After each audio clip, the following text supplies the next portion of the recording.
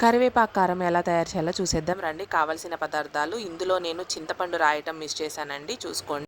చేసేద్దాం రండి. బాండీ గిన్నె తీసుకున్నాను, 2 గంటల నూనె అయితే యాడ్ చేసుకున్నాను.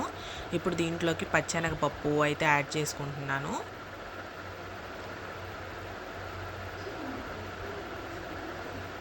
ఇప్పుడైతే ధనియాలు కూడా యాడ్ చేసుకున్నాను. వీటి రెండింటిని కొంచెం ఫ్రై అవ్వనివ్వండి, ఒక 1 మినిట్ వరకు. అవి రెండు కొంచెం ఫ్రై అయ్యాక నేనైతే ఇక్కడ మినప్పప్పు అయితే యాడ్ చేసుకున్నాను. ఇప్పుడు మినప్పప్పును కూడా కొంచెం ఫ్రై అవ్వనివ్వాలి. ఇప్పుడు దీంట్లోకి ఒక 1/2 టేబుల్ స్పూన్ జీలకర్ర అయితే యాడ్ చేసుకున్నాను.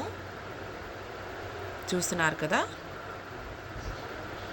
జీలకర్ర ఎక్కువసేపు ఫ్రై అవ్వని అవసరం లేదు. జీలకర్ర వేసిన తర్వాత చూస్తున్నారు కదా, నేనైతే ఇక్కడ ఎండుమిర్చి అయితే యాడ్ చేసుకున్నాను. వీడియోని అయితే ఎక్కడ స్కిప్ చేయకుండా చూడండి, అప్పుడే మీకు ప్రాసెస్ అనేది అర్థమవుతుంది.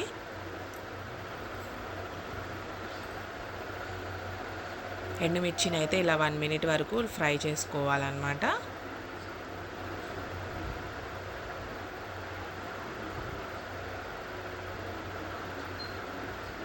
ఇప్పుడు దీంట్లోకి వెల్లుల్లి రెబ్బలు అయితే యాడ్ చేసుకున్నాను, 8 అయితే యాడ్ చేసుకున్నాను. అలానే చిన్న నిమ్మకాయ సైజ్ అంతా చింతపండు. నేనైతే కావాల్సిన పదార్థాల్లో చింతపండు రాయటం అనేది మిస్ చేశానండి. సో ఇప్పుడైతే వేసుకోండి చిన్నది నిమ్మకాయ సైజ్ అంతా చింతపండు.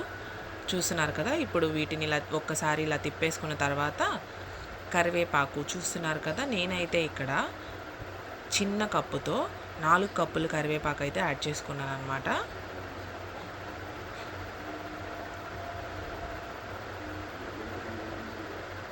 ఈ కరివేపాకునైతే ఇట్లాగా ఒక 1 మినిట్ వరకు ఫ్రై అవ్వనివ్వాలి. కరివేపాకు అయితే బాగా బ్లాక్ అయిపోకూడదు, కొంచెం ఫ్రై అవ్వాలి. మా వీడియోస్ కనుక మీకు నచ్చినట్లయితే లైక్, షేర్ అండ్ సబ్స్క్రైబ్.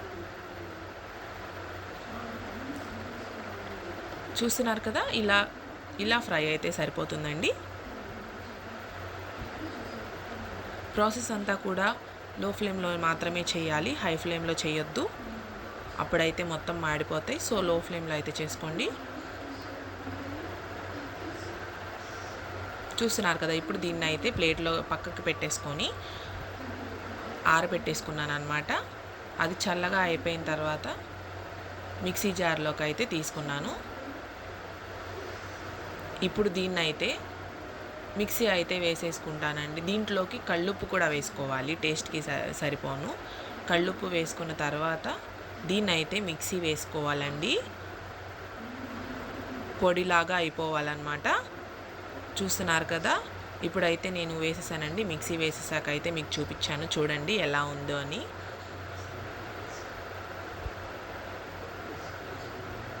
దీన్ని అయితే నేను ఇలా ప్లేట్లో పెట్టుకొని ఇలా తయారు చేసుకున్న కరివేపాకు కారం టేస్ట్ అయితే చాలా బాగుంటుందండి. స్టోర్ చేసుకున్నట్టయితే 1 మంత్ వరకు స్టోర్ అయ్యి కానీ టిఫిన్లోకి కానీ చాలా అంటే చాలా బాగుంటుంది. మీరు కూడా ట్రై చేయండి. ట్రై చేసి ఎలా వచ్చిందో కామెంట్ బాక్స్లో కామెంట్ చేయండి.